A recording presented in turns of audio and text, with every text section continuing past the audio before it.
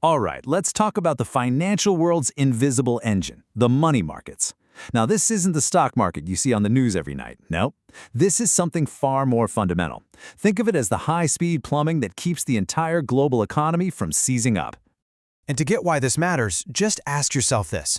A massive company needs to pay thousands of employees tomorrow. We're talking millions of dollars. But their big customer payments won't actually hit their account for another 30 days. So where do they get that much cash, literally overnight? Well, the answer is the money markets. So to really get a grip on this, we've got to start with why these markets even exist in the first place. And it all boils down to a really basic cash problem that pretty much every big organization on the planet has to deal with. So what are they exactly? Well, you can see the formal definition here, but let's break it down. Money markets are basically the massive wholesale place where the big players, we're talking corporations, banks, even governments, go to manage their short-term cash. If you have extra cash sitting around, you can park it here and earn a little interest. If you need cash, pronto, you can borrow it here. It's the economy's ultimate hub for short-term cash management. You know, the best way to picture this whole thing is to think of it like the plumbing in a giant city. You never actually see the pipes, right? But they are absolutely essential for making sure water gets exactly where it needs to go when it needs to go there. Money markets do the exact same thing, just with trillions of dollars. And the one core problem they're built to solve is what's called the cash flow gap. Look, for any big company, money coming in and money going out, well, those two things almost never line up perfectly. You can be wildly profitable on paper, but if you have to pay your suppliers today and your customers aren't paying you until next month, you are in serious trouble. Money markets exist for one reason, to bridge that exact timing gap. Okay, so how do they actually bridge these gaps? Well, it's not just one thing. The people who operate in these markets have a whole set of specific financial tools they use. Let's take a look inside this toolbox. These are the big three. First up, you've got Treasury bills, or T-bills. These are just short-term loans to the U.S. government, and they're considered pretty much the safest place on earth to park cash. Next, there's commercial paper. Think of this as a short-term IOU from a huge, trustworthy corporation. And finally, you have repurchase agreements, or repos. These are often just overnight loans, but they are super safe because they're backed by collateral, usually a T-bill.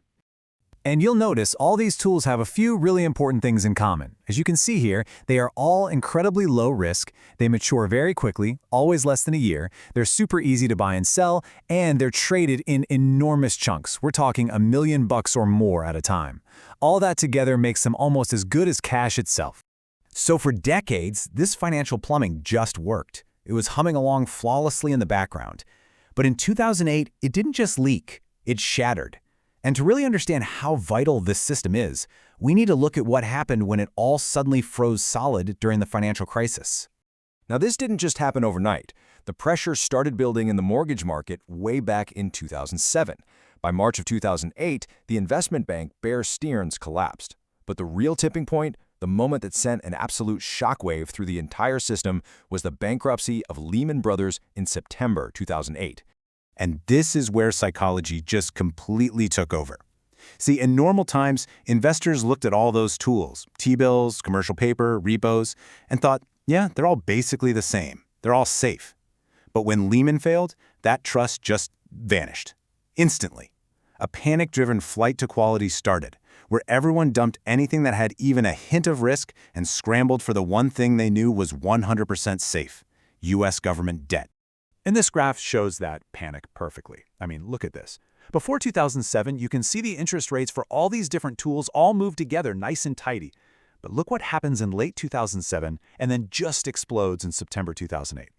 The rate on T-bills, that's the bottom line, craters to almost zero because everybody on the planet is trying to buy them. At the exact same time, the rate on commercial paper, those top lines, they skyrocket. Lenders were so terrified of not getting paid back, they demanded insane interest rates. The market was literally screaming that it only trusted the U.S. government. That frantic flight to quality led to a moment of just pure, unfiltered panic. A day when the financial plumbing of the entire economy simply froze solid.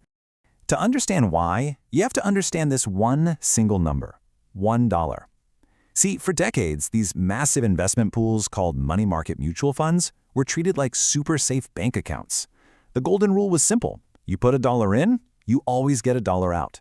Their share price was supposed to be permanently, unbreakably fixed at exactly $1. But on September 15, 2008, The day after Lehman went bankrupt, the unthinkable happened. The Reserve Primary Fund announced that because all the Lehman Brothers commercial paper it owned was now worthless, its share price had fallen to 97 cents. It had broken the buck. Now, a 3-cent drop might not sound like a huge deal, right? But in the world of finance, this was an earthquake. It shattered a core belief. If a money market fund wasn't safe, what was?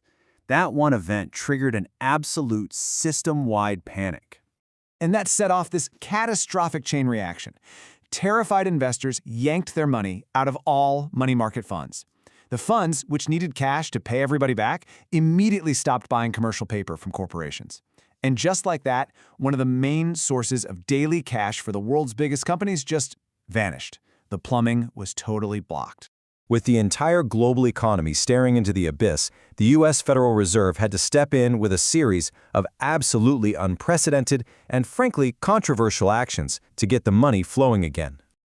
The Fed basically had to invent a whole new emergency toolbox on the fly. It created programs to lend directly to banks, sure, but its most shocking move was creating something called the Commercial Paper Funding Facility.